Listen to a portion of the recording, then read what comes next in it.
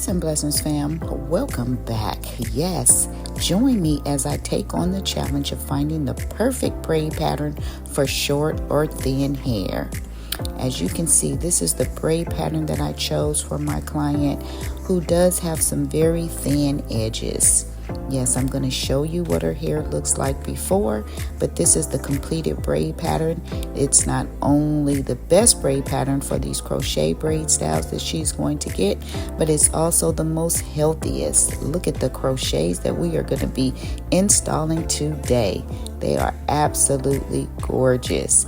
They are a purple ombre. And as you can see here, I've already started her installation after completing her perfect braid pattern. Yes, this braid pattern was the best for this style. As you can see earlier, I did those edges going down, and I braided them down and not going back, because as always, I do not want to put any tension, stress, or pulling on her edges, especially when you have someone who has thin edges or short edges. We want to promote hair growth and not hair loss. So that's what I did for her edges. And then the center of her hair is more healthy, so I did those braids just going back, and I always braid as loose as possible, but in the same sense, make sure that I am making sure that the braids are still sturdy for the style that they are going to be getting.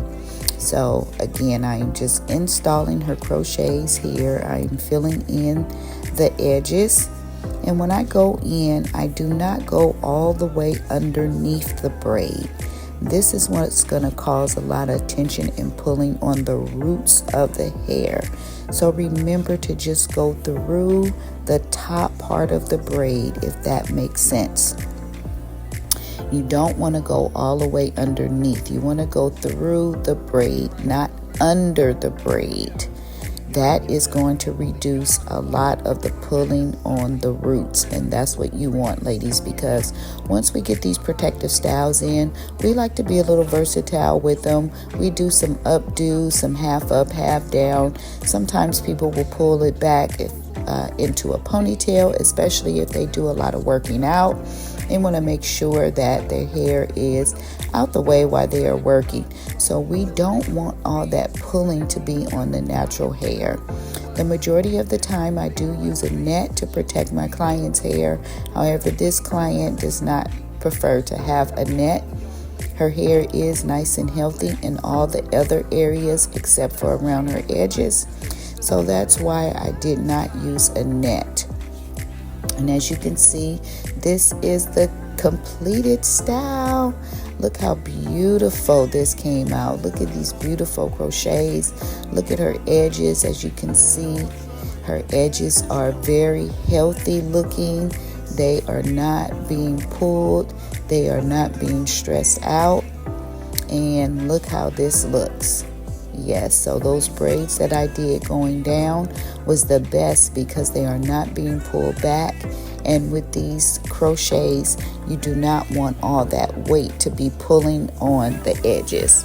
So look again how beautiful this came out. This style came out absolutely gorgeous. She loved it. Look how nice and full it is. Again, it's versatile. She will be able to pull the back up off her face if she chooses to. And it looks absolutely natural around the edges. And as you can see, this is her before picture of her edges. And they are definitely damaged. So again, this is a beautiful braid pattern, or the best braid pattern for thin, short edges. This is another client that I have who has very thin hair, and she wants to get a beautiful style as well.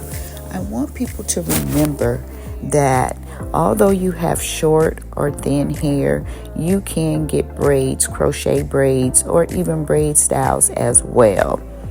So if you are struggling trying to find the perfect braid pattern or the perfect style, this is the video for you. Continue to keep watching to the end so that you can see this next beautiful style. This is going to be a sew-in weave.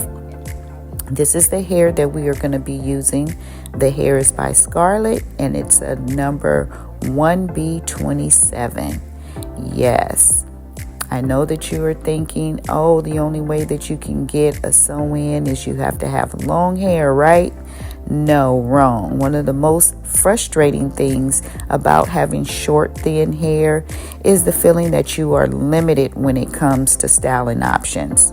You might think that because your hair is short or because your hair is thin, that it's impossible to braid or get crochets or get sew-in weaves without glue, but that is just not true.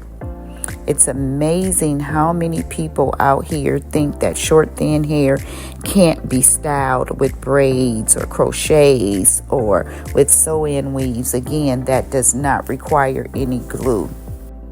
Yes, so many people are struggling with trying to find a style that works for them. And it's really not that hard. With a little bit of patience and practice, you can create some amazing braid styles, some amazing crochet styles, and some amazing weave styles that works great for short, thin hair. And some people think, like, where do I start then? There are so many different styles out here, and it could be overwhelming trying to figure out which style is right for you. You know, do you go with braids? Will that cause more tension and more pulling? Should you go with crochet braids? Should you do a sew-in weave? You know, there are so many different styles out here to choose from. And it could be frustrating trying to figure out which one is best for you and best for your hair. But I always suggest that you get a good hairstylist who specializes in those with thin hair, short hair, or hair loss, and they will give you the best selection for which protective style that will be the best for your hair type and for your hair length. One of the most important things that I tell my clients is no matter which protective style that you get, you need to also make sure that you are using the right hair products. And by that I mean you should always want to continue growing your hair while having your protective styles. So you need to make sure that you are using a hair growth while you are wearing your braids, your crochet braids, or any particular protective style. As you can see here at the top, this is where my client's hair is the most thinnest, and I am going to create her a handmade closure. Yes, this is my old school handmade closure, and it's going to go right here at the very top. And this is what's going to close off her sew-in to make it look as natural as possible at the top. Again, ladies, please notice that I did this complete sew-in weave without any glue.